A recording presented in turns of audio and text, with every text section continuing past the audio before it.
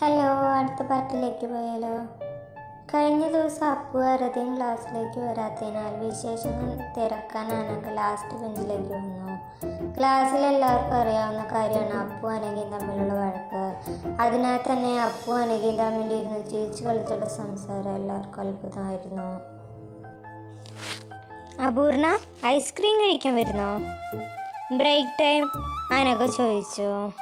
ഇല്ല, എനിക്ക് ഐസ്ക്രീം കഴിക്കാൻ പാടില്ല. ഈശ്വര, നിനക്കെന്താ പറ്റിയപ്പോ? ഐസ്ക്രീം എന്ന വാക്ക് കേട്ടാ അതിന് പിന്നാലെ ഓടുന്ന ആളല്ലേ നീ? ആരതി അത്ഭുതത്തോടെ ചോദിച്ചു. അത് പണ്ട്. ഇന്ന് ഞാൻ വളരെ മെച്ചുവേർഡായ ഒരു സ്ത്രീയാണ്. എനിക്ക് എന്ത് കഴിക്കാൻ കഴിയും, എന്ത് കഴിക്കാൻ കഴിയില്ല എന്ന വ്യക്തമായ ബോധം എനിക്കുണ്ട്. സ്ത്രീയാ? അതും നീ? അതും പറഞ്ഞ് അനഘി ആരതി ഉറക്കെ ചിരിക്കാൻ തുടങ്ങി. ഇത്രയും സംസ്കാരശൂന്യരായ വിദ്യാർത്ഥികളെ ഞാൻ എൻ്റെ കലാലയ ജീവിതത്തിൽ ഇന്നേ വരെ കണ്ടിട്ടില്ല. ഒരു ക്ലാസ് റൂമിൽ വെച്ച് ഇത്രയും ശബ്ദത്തിൽ ചിരിക്കുന്നത് തീർത്തും ലജ്ജാവഹമായ പ്രവൃത്തിയാണ്, മ്ലേച്ഛകരം. അത് പറഞ്ഞ അപ്പു ഫോണും എടുത്ത് പുറത്തേക്ക് ഇറങ്ങിപ്പോയി. ഇവൾക്ക് ഇതെന്താ പറ്റിയേ? അനഘ ചോദിച്ചു. ദൈവത്തിനറിയാം. പുറത്തേക്ക് ഇറങ്ങിയ അപ്പു നീലനെ വിളിച്ചു. ആ സമയത്ത് വിളി പതിവില്ലാത്തതുകൊണ്ട് കോൾ കണ്ടതും നീലൻ ടെൻഷനായി. കുഞ്ഞെ, ഹലോ, നീ? അല്ല ഏട്ടാ, ഭക്ഷണം കഴിച്ചാ? ഇത് ചോദിക്കാനാണോ നീ വിളിച്ചത്? അതെ ഏട്ടാ, ഇതെല്ലാം കേരളത്തിലെ ഉത്തമമായ ഒരു ഭാര്യയുടെ കടമയാണെന്ന് ആരോ പറഞ്ഞിട്ടുണ്ട്. സത്യം പറ, നിനക്കെന്താ? നീ എന്താ ആളെ കളിയാക്കാണ്? അങ്ങനെ പറയരുത് ഏട്ടാ, ഇതെല്ലാം എൻ്റെ കടമയാണ്. മര്യാദയ്ക്ക് സംസാരിക്കടി. അവളുടെ ഒരു മലയാള സാഹിത്യം. നീ കഴിച്ചാ? അതെന്താ വാ തുറന്ന് പറയാൻ കഴിയില്ലേ? കഴിച്ചൂന്ന്. എന്നാ ശരി വെച്ചോ, ക്ലാസ് ഉള്ളതല്ലേ? നീലം ഗൗരവത്തിൽ പറഞ്ഞ് കോള് കട്ട് ചെയ്തു. ശേഷം അവൻ്റെ മുഖത്ത് ഒരു ചിരി വിരിഞ്ഞു. നല്ല ഭാര്യ, അവളെ കാട്ടിക്കൂട്ടലാണ് ഇതെല്ലാം എന്ന് നീലന് മനസ്സിലായിരുന്നു. പക്ഷെ അതിൻ്റെ ഒന്നും ആവശ്യമില്ല. നീലൻ എപ്പോഴും സ്നേഹിക്കാൻ പോകുന്നതും അവളുടെ കുട്ടിത്തത്തെയാണ്. അതോടൊപ്പം അവളെ കുറച്ച് കാര്യഗൗരവം കൂടി ഉണ്ടാക്കിയെടുക്കേണ്ടതുണ്ടെന്ന് നീലന് തോന്നി. വൈകുന്നേരം ക്ലാസ് കഴിഞ്ഞ് അപ്പു പാടവരമ്പത്തോടെ നടന്നു വരുമ്പോഴാണ് പാടത്തുള്ള വെള്ളം പോകുന്ന തോട്ടിൽ കുട്ടികൾ മീൻ പിടിക്കുന്നത് കണ്ടത്. എന്നെയും കൂടെ കൂട്ടോ? അവൾ ഒരു കൊച്ചു പയ്യനോടെ ചോദിച്ചു. അയ്യോ വേണ്ട, ആ ചേട്ടനെങ്ങാനും കണ്ട ഞങ്ങൾക്ക് വഴക്ക് കേൾക്കും. ഏത് ചേട്ടൻ? ആ പാട്ട് പഠിപ്പിക്കുന്ന ചേട്ടനില്ലേ, അയാള്? ഏയ് ഇല്ല, ആ ചേട്ടൻ ഇപ്പോഴും നീ വഴി വരില്ല. അത് പറഞ്ഞ അപ്പോൾ തോളിൽ നിന്നും ബാഗ് ഊരി വരമ്പിൽ വെച്ചു. ശേഷം വെള്ളത്തിലേക്ക് ഇറങ്ങി. ഇങ്ങനെ കൈ കണ്ടുപിടിച്ച മീനിനെ കിട്ടില്ല. അത് പറഞ്ഞ അപ്പു പിൻ ചെയ്ത് വെച്ച ഷാൾ അഴിച്ചു. ഷാളിൻ്റെ ഒരറ്റാപ്പും മറ്റേ ഭാഗം പയ്യനും പിടിച്ച് വെള്ളത്തിലൂടെ ഉയർത്തിയത് 4-5 കുഞ്ഞു മീൻ അതിൽ പെട്ടു. മറ്റു 2 പയ്യന്മാർ ചേർന്ന് ആ മീനിനെ ചെറിയ കുപ്പിയിലെ വെള്ളത്തിലേക്ക് ഇട്ടു. പാടത്ത് പണിക്കാർക്കുള്ള ചായ കൊടുക്കാൻ ഇറങ്ങിയതാണ് നീലൻ. തോട്ടിൽ മീൻ പിടിക്കുന്ന പിള്ളേരുടെ ശബ്ദം കേൾക്കുന്നുണ്ട്. തോട്ടിൽ വെള്ളം നിറഞ്ഞു കിടക്കുന്ന സമയങ്ങളിൽ അവിടെ പിള്ളേരെ കണ്ടാൽ സാധാരണ വഴക്ക് പറയാറുണ്ട്. പക്ഷെ ഇപ്പോൾ വേനലായതിന് മുട്ടോളം വെള്ളമേ ഉള്ളൂ. ഇടക്കണ്ണപ്പി, വേഗം മീനിനെ വെള്ളത്തിലേക്കിട്, അല്ലെങ്കിൽ അതിപ്പോൾ ഡെഡായി പോവും. തനിക്ക് പരിചിതമായ ശബ്ദമാണ് നീലൻ്റെ ശ്രദ്ധ അവിടേക്ക് തിരിച്ചത്. രാവിലെ മെച്ചൂരിറ്റി കാണിച്ച് നടന്നവൾ ഇപ്പോൾ ഇതാ പിള്ളേരൊപ്പം തോട്ടിൽ കിടന്ന് മീൻ പിടിക്കണോ? നീലൻ്റെ ഒറ്റ വിളിയിൽ അപ്പു ഇരിക്കി കുത്തി വെള്ളത്തിലേക്ക് വീണു. ആരാടി നിന്നോട് തോട്ടിലിറങ്ങാൻ പറഞ്ഞേ? ഞാനിവരെ സഹായിക്കാനാ.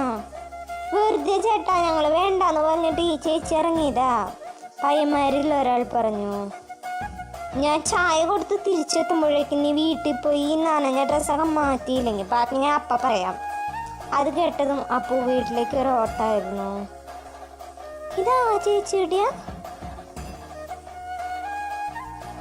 ആ ചേട്ടന് കൊടുത്തേക്ക്. ഇന്നാ ഇതാ ചേച്ചിയുടെയാ. ആ പയ്യൻ നനഞ്ഞ ഷാൾ പിഴിഞ്ഞ ശേഷം നീലന് നേരെ നീട്ടി. ഇതും പാടവരമ്പിൽ കിടക്കുന്ന ബാഗും കൊടുത്ത് മറ്റൊരു പയ്യൻ പറഞ്ഞു. നീലൻ അതും വാങ്ങി പുഞ്ചിരിയോടെ മുന്നോട്ട് നടന്നു. നീലൻ തിരിച്ചു വരുമ്പോൾ അപ്പു രാത്രിയിലേക്കുള്ള ഭക്ഷണം ഉണ്ടാക്കുന്ന തിരക്കിലാണ്. അല്ല, തിരക്ക് അഭിനയിക്കുകയാണ്. എന്താ നീലൻ അടുക്കളയിൽ എന്തോ നോക്കുന്നുണ്ട് അപ്പു ചോദിച്ചു. ഞാൻ ഒരു കാര്യം നോക്കുമായിരുന്നു. എന്ത് കാര്യം? ഇവിടെ എവിടെയോ എൻ്റെ ഒരു മെച്ചൂരിച്ച ഭാര്യ ഉണ്ടായിരുന്നു, ഇപ്പം കാണാനില്ല. ഒരുത്ത് കളിക്കാത്തര തെണ്ടി നിന്റെ മറ്റവൻ. മറ്റവനെ തന്നെ വിളിച്ച. അവൾ ആരോടെന്നില്ലാതെ പറഞ്ഞ് ക്യാരറ്റ് കട്ട് ചെയ്യാൻ തുടങ്ങി. എന്തെങ്കിലും പറയാണ്ടെങ്കിൽ ഉറക്കെ പറയടി. അവൻ അവളെ പിന്നീന്ന് ചുറ്റിപ്പിടിച്ചു. ഒന്നുമില്ല, അങ്ങോട്ടൊന്ന് മാറിയെന്ന ഇതെനിക്ക് അറിയായിരുന്നു. വേണ്ട, അവ പറഞ്ഞ നീലൻ അവളുടെ പിൻകഴുത്തിലായി മുഖം ചേർത്ത് അപ്പു ഒന്ന് ഉയർന്നു പൊങ്ങി. നീല കൈ മുറിയും. അത് കേട്ട് നീലൻ അവളുടെ കയ്യിലെ കത്തി വാങ്ങി അവളെ സ്ലാബിന് മുകളിലേക്ക് കയറ്റിയിരുത്തി. അവൻ്റെ മുഖം അവളിലേക്ക് അടുത്ത് വന്ന് അപ്പു പതിയെ കണ്ണുകൾ അടച്ചു. ഓ സോറി, നിനക്കും മുഖയ്ക്കുന്ന ഇഷ്ടമല്ലല്ലോ അല്ലേ? അത് പറഞ്ഞ നീലൻ അവളിൽ നിന്ന് അകന്നതും അവൾ അവൻ്റെ ഷർട്ടിൻ്റെ കോളർ പിടിച്ചു. എന്നെ വെറുതെ കളിയാക്കണ്ട. കളിയാക്കിയതല്ല, ഞാൻ സീരിയസ് ആയി പറഞ്ഞതാ. അത് പറഞ്ഞ അപ്പു അവൻ്റെ ഷർട്ടിൻ്റെ കോളർ പിടിച്ച് തന്നിലേക്ക് അടുപ്പിച്ചു. അവളുടെ നിശ്വാസം അവൻ്റെ മുഖത്ത് തട്ടാൻ തുടങ്ങിയത് നീലൻ്റെ മുഖം മാറാൻ തുടങ്ങിയിരുന്നു. അവളുടെ മുഖം തൻ്റെ തൊട്ടടുത്തെത്തിയതും അവൻ്റെ നെഞ്ചെടുപ്പ് വർദ്ധിച്ചു. നീ പറഞ്ഞത് ശരിയാ, എനിക്ക് മോഹിക്കുന്ന ഇഷ്ടമല്ല. അവൻ്റെ കാതിൽ പറഞ്ഞ് അപ്പു ഉറക്കെ ചിരിക്കാൻ തുടങ്ങിയത് നീലൻ അവളിൽ നിന്നൊന്ന് കൂടി ചേർന്നു. എന്നെ കളിയാക്കുന്നോടി. നീലൻ അവളുടെ ഇടുപ്പിലായി പിടിച്ച് അവളുടെ കണ്ണിലേക്ക് നോക്കി. അവൻ്റെ കണ്ണുകളുടെ മാന്ത്രിക വലയത്തിൽ അവൾ ഒരു നിമിഷം തറഞ്ഞു നിന്നു. അവൻ പതിയെ അവളുടെ ചുണ്ടുകളിലേക്ക് തൻ്റെ ചുണ്ടുകൾ ചേർത്തു. പതിയെ അവളുടെ അതിരങ്ങളുടെ സ്വന്തമാക്കി. ഉമിനീർ പരസ്പരം കലർന്നതും അപ്പു ഒന്ന് പിടഞ്ഞു. അതോടെ നീലൻ അവളെ സ്വതന്ത്രയാക്കി. കുഞ്ഞ്, എനിക്ക് ഒരുപാട് ഇഷ്ടമായി കുഞ്ഞു പെണ്ണിനെ. അവൾ തല കുനിച്ചുകൊണ്ട് മൂളി. നീലൻ താടി പിടിച്ച് അവളുടെ മുഖം ഉയർത്തി നെറ്റിയിലായി ഉമ്മ വെച്ചു. എൻ്റെ കൊച്ചിന് നാണാണോ? അവൻ കളിയാക്കിയതും അപ്പോൾ അവൻ്റെ കയ്യിൽ പതിയെ തല്ലി. നീലൻ അവൾ പാതി കട്ട് ചെയ്ത് വെച്ച് ക്യാരറ്റ് മുഴുവനായി കട്ട് ചെയ്ത് കൊടുത്തു. ഇവിടുത്തെ പണികളെല്ലാം കഴിഞ്ഞിട്ട് റൂമിലേക്ക് വാ, ഒരു കാര്യമുണ്ട്. ക്യാരറ്റ് കഷ്ണം എടുത്ത് വായിലേക്ക് വെച്ച് നീലൻ റൂമിലേക്ക് പോയി. എന്തിനാ റൂമിലേക്ക് വെച്ചേ? ഇനി അതെങ്ങാനും അങ്ങനെയൊന്നും ആയിരിക്കില്ല. അവൾ തൻ്റെ സ്വന്തം തലക്കിട്ട് കൊട്ടി തൻ്റെ പണികൾ ചെയ്ത് തീർക്കാൻ തുടങ്ങി. പണികൾ കഴിഞ്ഞ ശേഷം അപ്പു റൂമിലേക്ക് നടന്നു. നീലൻ അവിടെ ടേബിളിൻ്റെ അരികിലിരുന്ന് എന്തോ എഴുതുകയാണ്. എന്തിനാ നീല വരാൻ പറഞ്ഞേ? ഇനി വല്ല റൊമാൻസാണോ? അവൾ നഖം കടിച്ച് റൂമിന് പുറത്ത് നിൽക്കുന്നുണ്ട്. നീലൻ കയ്യിലുള്ള പെൻസിൽ അവൾക്ക് നേരെ എറിഞ്ഞു. അവിടെ നിന്ന് സ്വപ്നം കാണാതെ ഇങ്ങുവാ, വരുമ്പോൾ പെൻസിലും കൂടെ എടുക്ക്.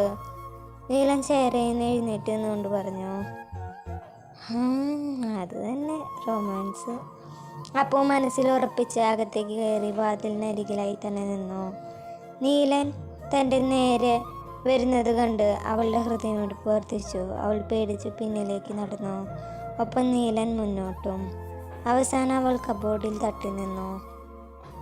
വേണ്ട നീല, ഒന്നും ചെയ്യല്ലേ, എനിക്ക് പീരീഡ്സാണ്. അവൾ കണ്ണുകൾ ഇറുക്കി അടച്ചു. അതിന് ഞാൻ എന്ത് ചെയ്തു എന്നാ? അങ്ങോട്ട് മാറിക്ക് പെണ്ണേ. അപ്പുവിനെ സൈഡിലേക്ക് മാറ്റി നിർത്തി നീലൻ കബോർഡിൽ നിന്ന് നോട്ട് ബുക്കും കുറച്ച് പൈസ എടുത്തു. ഇവിടെ വന്നിരിക്കേ. നീലൻ ബെഡി വന്നിരുന്നതും അപ്പു അവൻ്റെ അടുത്തിരുന്നു. നാളത്തോടെ പാടത്തെ പണി കഴിയും. അപ്പം ഈ കണക്ക് പുസ്തകം നോക്കിയേ, ഓരോരുത്തർക്ക് എത്ര രൂപ കൊടുക്കാനുണ്ടെന്ന് നോക്കി പൈസ കണക്കാക്കി വെക്കേ. ഇതിൽ പലരും പൈസ മുമ്പ് വാങ്ങിയിട്ടുള്ളതാണ്, അത് നോക്കിയിട്ട് വേണം കൂലി കണക്കാക്കാൻ ട്ടാ.